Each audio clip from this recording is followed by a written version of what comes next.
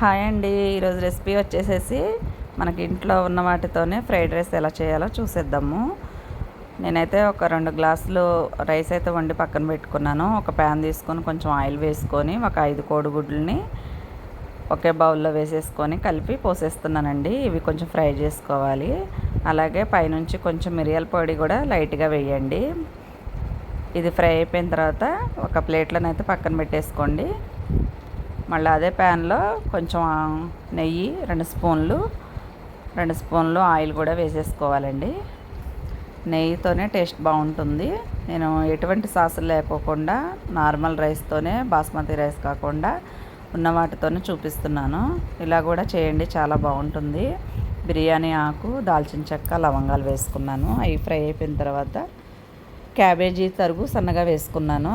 అలాగే చిక్కుడుకాయలు ఉంటే అవి కూడా వేసానండి. ఒక క్యారెట్, ఆలు, ఆనియన్స్, పచ్చిమిర్చి, మిల్ మేకర్ అయితే ఒక వేడి నీళ్ళలో ఉప్పేసి ఒక 10 నిమిషాలు అయితే నానబెట్టేసాను. వేడి మసలని నీళ్ళలో వేస్తే ఇవి ఉబ్బుతాయి. తర్వాత వాటర్ వంపేసేసి ఇందులో ఫ్రై చేయండి. 1 బై 1 ఒక్కొక్కటి వేసుకొని చూపిస్తున్నాను. ఫస్ట్ ఆనియన్ వేసుకున్నాను. తర్వాత పచ్చిమిర్చి సన్నగా కట్ చేసుకొని వేసుకోండి. సన్నగా తరగండి, మనం తినేటప్పుడు కూడా చక్కగా పంటికి తగులుతాయి, బాగుంటుంది.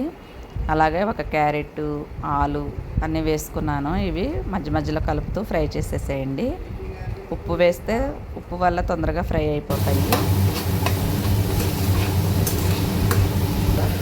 ఇవి కొంచెంసేపు ఫ్రై అయిపోయేలోపు మనము రైస్ 2 గ్లాసులు వండి పెట్టానని చెప్పాను కదండి. దీనికి కూడా ఉప్పు, పైనుంచి కొంచెం కారం కూడా వేసుకుంటున్నాను. ఫ్రైడ్ రైస్ కొంచెం స్పైసీగా ఉంటేనే బాగుంటుంది. దీనికి మిరియాల పొడి కూడా 1/2 స్పూన్ వేసుకున్నాను. ఇవన్నీ రైస్కి పట్టించేసి పక్కన పెట్టేయండి. ఈలోపు మనం ముందుగా ఫ్రై చేసుకుంటున్న వెజిటబుల్స్ కూడా మగ్గిపోయాయి. ఇప్పుడు అల్లం వెల్లుల్లి పేస్ట్ 1 స్పూన్ అయితే వేసుకుంటున్నాను.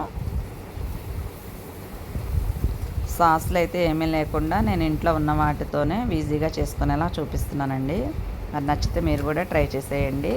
అలాగే ఫస్ట్ ఉప్పు వేసాను కదా, ఇప్పుడు పసుపు కూడా కొంచెం వేసుకున్నాను. టమాటా కూడా ఒకటి వేసుకోండి అండి, బాగుంటుంది. ఈ టమాటా కూడా పూర్తిగా మగ్గిపోయేదాకా ఫ్రై చేయండి. లాస్ట్లో కరివేపాకు వేసుకుంటున్నాను. కొంచెం గరం మసాలా ఉంటే కూడా వేసేయండి. నేను కొత్తిమీర అయితే లేదని వేసుకోలేదు, కొత్తిమీర కూడా వేసుకోండి. అలాగే కారం కూడా మనం రైస్కి ఎక్కువ పట్టించానని చెప్పేసి ఇందులో లైట్గా వేస్తున్నానండి, ఎందుకంటే కూరగాయలకు కూడా పడుతుందని. ఇప్పుడు ముందుగా వండి ఉంచిన రైస్ని ఇందులో వేసి కలిపేసేసుకోండి. ఈ పద్ధతిలో కూడా మీరు ఒకసారి ట్రై చేయండి. చాలా అంటే చాలా బాగుంటుంది. నార్మల్ రైస్తోనే చేయండి, బాస్మతి రైస్ అలా ఏం అవసరం లేదు. ఇలా కూడా టేస్ట్ బాగుంటుంది.